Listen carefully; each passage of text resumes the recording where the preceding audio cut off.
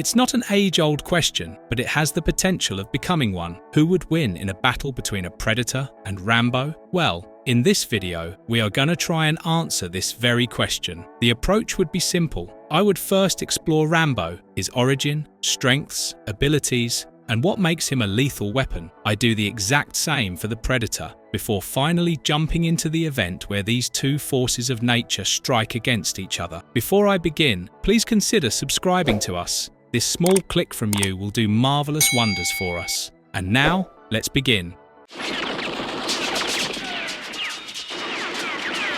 Rambo, the ultimate survivor. David Morrell chose the name Rambo inspired by the sound of force in Rambo apples from Pennsylvania. He also liked that Rambo sounded like Arthur Rimbaud, whose work, A Season in Hell, mirrored the prisoner of war experiences he envisioned for Rambo. Additionally, Arthur J. Rambo, a US soldier in Vietnam, never returned and is memorialized at the Vietnam War Memorial in Washington, D.C. Coincidentally, the Japanese word Rambo means violent or rough. Morrell cited World War II hero and actor Audie Murphy as the primary inspiration for John Rambo. In fact, Rambo's final stand in the fourth film mirrors Murphy's Medal of Honor action, where Murphy used a vehicle-mounted .50 caliber machine gun to hold off hundreds of enemies, saving his platoon. So, that was all about Rambo's inspiration, and now, let's check out a bit of his background, shall we? John Rambo was born on July 6, 1947,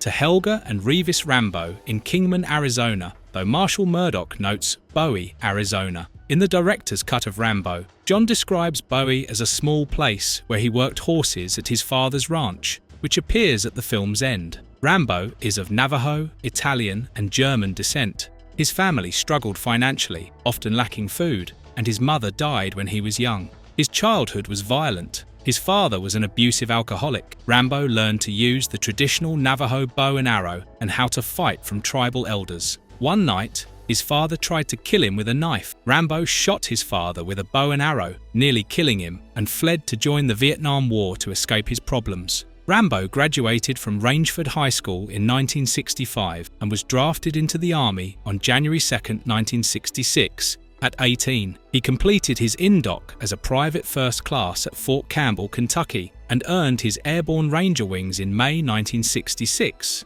Deployed to South Vietnam in September 1966 with the 101st Airborne, he completed 2 tours. Returning to the US in December 1967, Rambo trained with the Special Forces at Fort Bragg, North Carolina. He learned multiple Southeast Asian languages, advanced weaponry, guerrilla warfare, demolitions, paratrooping, marksmanship, and survival skills. In September 1969, he became a Green Beret and was redeployed to South Vietnam with the Baker Team, a Special Forces unit. Rambo served in deep cover missions across South Vietnam, Cambodia, and Laos, before training with SOG and conducting reconnaissance and demolitions in North Vietnam and Cambodia. During his 3-year Vietnam tour, Rambo had 59 confirmed kills and earned 2 Silver Stars, 4 Bronze Stars, 4 Purple Hearts, the Distinguished Service Cross, and the Congressional Medal of Honor. His rank remains unclear, but evidence suggests he was a Special Forces officer,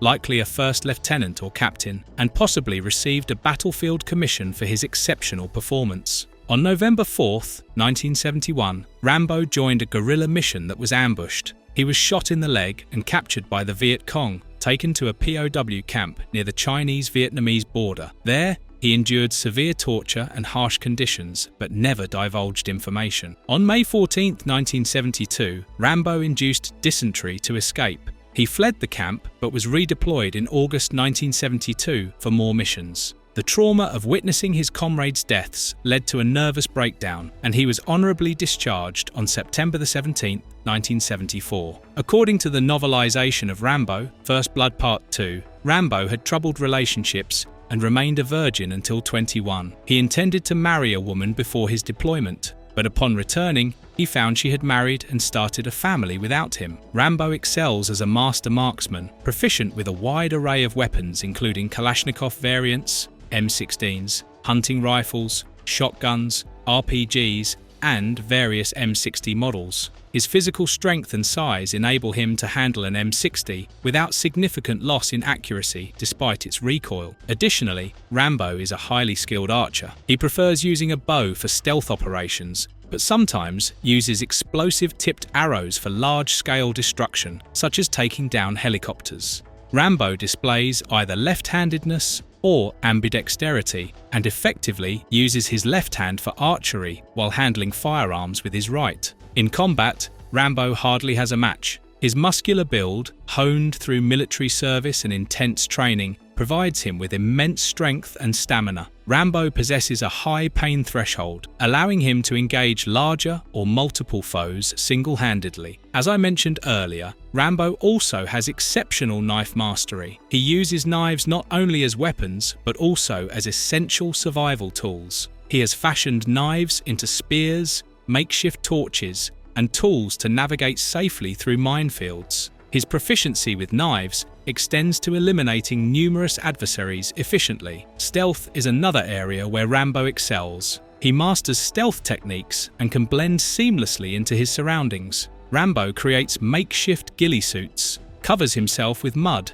and uses natural elements like bushes and camouflage to remain hidden from enemy forces. He climbs trees to stay out of sight and sets diversions such as scarecrows, light sources, and captive enemies to distract foes. Rambo's expertise in guerrilla warfare allows him to create improvised traps and use minimal resources to disable enemies, turning the terrain and darkness to his advantage. Beyond his combat skills, Rambo possesses a gifted intellect. He speaks several languages, including English, Burmese, Thai, Vietnamese, and Spanish, which aids in communication during missions. Rambo is a capable pilot and a skilled hunter, trained as a medic to perform medical procedures on himself, such as stitching and cauterizing wounds. His orienteering skills, rock climbing without safety equipment, and ability to travel wilderness with minimal resources speak volumes about his adaptability and survival instincts. Rambo's upbringing on his father's farm endowed him with horse riding skills, and he is also an adept motorcyclist. So yeah, it's safe to say that John Rambo's combination of exceptional marksmanship, combat skills, stealth mastery, and intellectual capabilities make him quite a worthy opponent for a predator. In fact, in September 2009, Stallone announced that the fifth installment of his series would be titled Rambo 5: The Savage Hunt, loosely based on James Byron Huggins' novel Hunter. The story was reimagined to feature Rambo leading an elite special forces team to hunt and kill a genetically engineered creature. New Image Millennium Films released a concept art poster and an official synopsis for the Savage Hunt. However, by November 2009, the plot changed back to Stallone's original story, which he had written. This version involved Rambo crossing the Mexican border to rescue a girl who had been kidnapped, returning to his roots as a relentless protector. Now that we have covered our first contender, let's explore the strengths and weaknesses of our second contender, the Predator.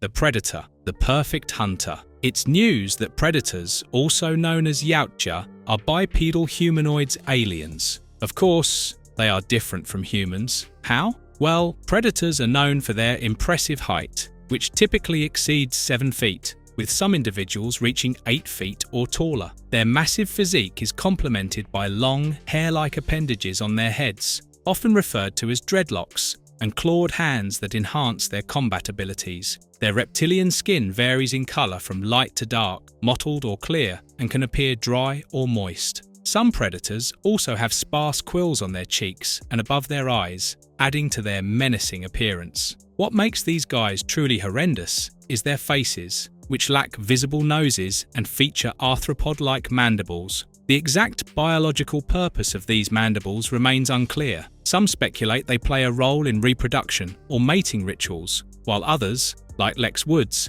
suggest they may be vestigial, similar to the human appendix. Let's, for a moment, assume that these mandibles are a means of communication. In this capacity, the predators make the mandibles flare to show anger or surprise. They click the mandibles to indicate interest or curiosity, and even grinning. However, the mandibles also serve as lethal weapons. Predators can inflict grievous bite wounds using their mandibles. The Yautja possess bone and muscle tissue that is denser and stronger than that of humans, which gives them immense physical resilience. They can survive gunshot wounds with minimal or no medical aid and endure radiation levels lethal to humans. Their immune systems are highly resistant to most bacteria and viruses. Physically, Yautja are incredibly strong, easily overpowering conditioned human males and engaging xenomorphs in hand-to-hand combat. They can deliver blows that shatter concrete, rip spines from bodies with ease, and larger individuals have torn humans in half barehanded. Their lower body strength is equally formidable. Yautja can leap 3 times their height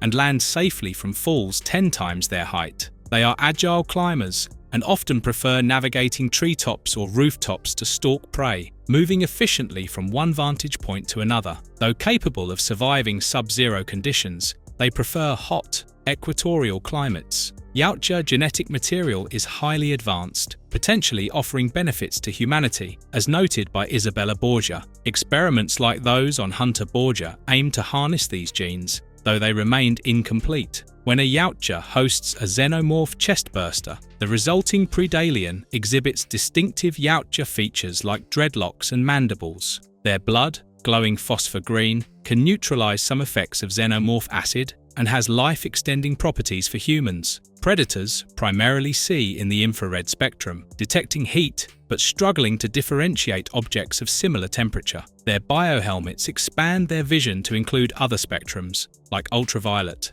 and filter heat, enhancing prey identification. They can breathe Earth's atmosphere, but sometimes use breathing devices if their helmets are lost. Despite their advantages, humans have exploited certain weaknesses. Yautja's larger size makes them heavier and less agile. Masking heat signatures, such as with mud or fire, renders them effectively blind and vulnerable to surprise attacks. Yautja technology blends ornate, tribal aesthetics with lethal sophistication. While they wield advanced tools like plasma weapons and adaptive camouflage, they favor traditional blades and spears for their perceived honor. Some weapons use metals not found on Earth and are immune to xenomorph blood. However, younger Yautja's gear lacks this immunity, requiring them to prove themselves in rituals before earning advanced equipment. Thermal imaging is a key feature of their weaponry, which has remained consistent for millennia. Each Yautja's weapons often feature unique, symbolic designs. Notably, Yautja lack engineers or scientists to maintain their equipment.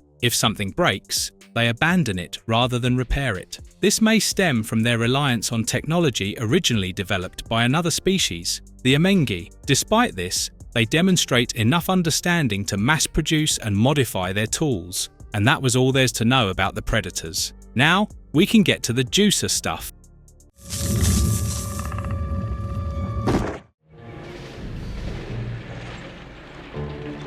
Showdown in the jungle, Rambo versus Predator. A battle between Rambo and a predator would be a clash of human ingenuity against extraterrestrial power and technology. Each has a distinct approach to combat, with Rambo relying on stealth, traps, and resourcefulness, while the predator utilizes superior strength, advanced weaponry, and thermal vision. The jungle, a shared battlefield for both, would amplify their unique abilities. Rambo thrives in guerrilla warfare. His knowledge of the terrain, ability to blend into his surroundings, and use of natural elements for camouflage give him an edge in evasion and ambush. He would likely exploit his expertise in setting traps, crafting snares, and creating diversions to confuse and wound the predator. Rambo's ability to improvise, such as turning branches into spears or using mud to mask his heat signature, would allow him to avoid detection and prepare the battlefield to his advantage. The predator, however,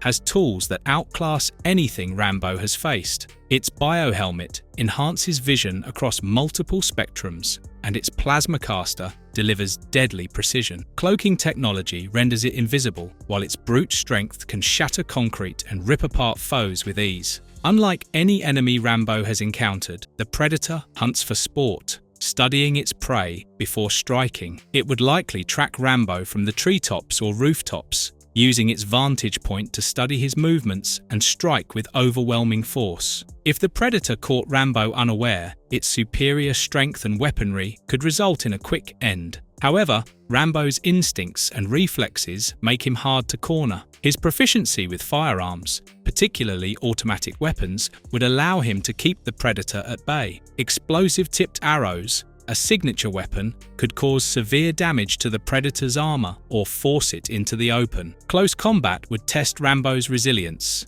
Though vastly outmatched in raw power, Rambo's hand-to-hand skills, honed through military training, might enable him to evade or counter some of the predator's attacks. His survival knife, more than a weapon, is a versatile tool for defense and offense. Yet, the predator's sheer physicality, coupled with its wrist blades, would make prolonged close combat extremely dangerous for Rambo. The battle would hinge on Rambo's ability to exploit the predator's weaknesses. Masking techniques, such as mud or fire, could disrupt its reliance on heat vision. The predator's larger size makes it less agile, giving Rambo an opening to strike in confined spaces or with surprise attacks. Additionally, the predator's code of honor, favoring melee combat over ranged attacks in certain situations, might give Rambo the time he needs to level the playing field. Rambo's traps would pose a significant threat. Pitfalls, tripwires, and spiked snares could injure or disorient the predator. Even its advanced technology cannot negate the element of surprise entirely. As the predator adapts and counters Rambo's tactics,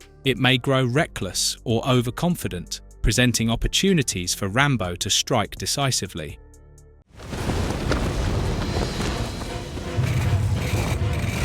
Marvelous verdict. The Italian stallion could pull a governator. In the end, the outcome would depend on the terrain and how quickly each adapts to the other. The predator's advanced tools and strength make it an overwhelming adversary, but Rambo's cunning, resilience, and mastery of guerrilla warfare give him a fighting chance. It would be a brutal, strategic confrontation where victory hinges on wits as much as might. But given the plot armor that Arnold had in the first movie, even Stallone, as Rambo, could defeat the Predator. Let us know what you think in the comments below. Don't forget to like, share, and subscribe, and we'll see you guys in the next one.